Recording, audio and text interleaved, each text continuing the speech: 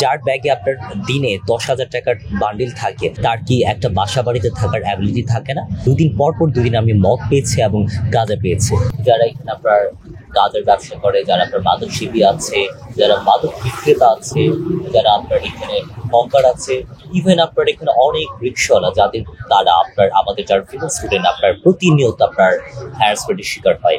গত কিছুদিন আগে আমি ডাকসুতে ছিলাম, সেখানে আমাদের একজন ফিমেল স্টুডেন্ট আমার কাছে আসেন এবং তিনি একটা অভিযোগ নিয়ে আসেন যে আপনার একজন রিক্সাওয়ালা দ্বারা তিনি হ্যারাসমেন্টের শিকার হয়েছেন এবং এই কথা বলতে গিয়ে তিনি একদম কেঁদে ফেলেন।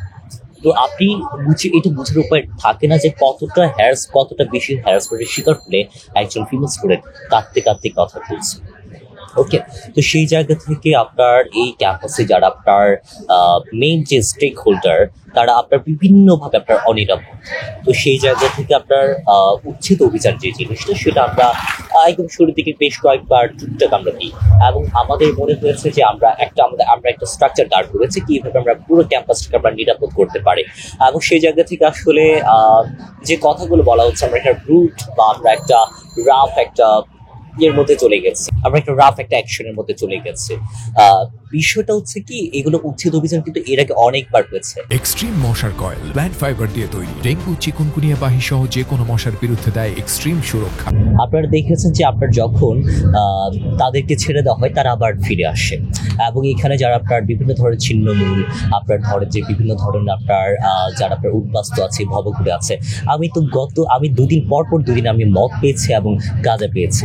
এখন বলেন, এবং যে প্রেগনেন্ট যে মহিলার যার কাছ থেকে আমি গাঁজা পেয়েছি, তার ব্যাগে ছিল 10,000 টাকার মতো। যার ব্যাগে আপনার দিনে 10,000 টাকার বান্ডিল থাকে, 10,000 টাকার বেশি বান্ডিল থাকে, তার কি একটা বাসা বাড়িতে থাকার অ্যাবিলিটি থাকে না? সে অবৈধভাবে ইনকাম করছে, কিন্তু তারপর তার কাছে তো টাকা আছে।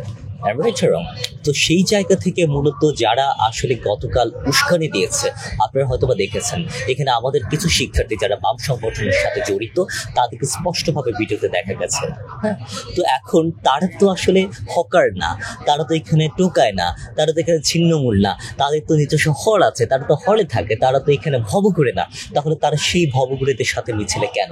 তো এই উস্কানিটা কারা দেয়, সেটা নিয়ে আমরা গতকাল প্রশাসনের সাথে কথা বলেছি এবং আলটিমেটাম দিয়েছে 24 ঘন্টার মধ্যে তাদেরকে শোকজ করার যে তারা কেন বিশ্ববিদ্যালয়ের মধ্যে কেন তারা এই হকার যারা আছে, যারা আপনার বিভিন্ন ছিন্নমূল মানুষ আছে, যারা আমাদের বিশ্ববিদ্যালয়ের জন্য হুমকি স্বরূপ, তাদেরকে ডেকে নিয়ে এসে আপনার দাপটের সাথে এখানে আপনার একটা মিছিল করে গেছে, এটার একটা ব্যাখ্যা আমরা জানতে চেয়েছি।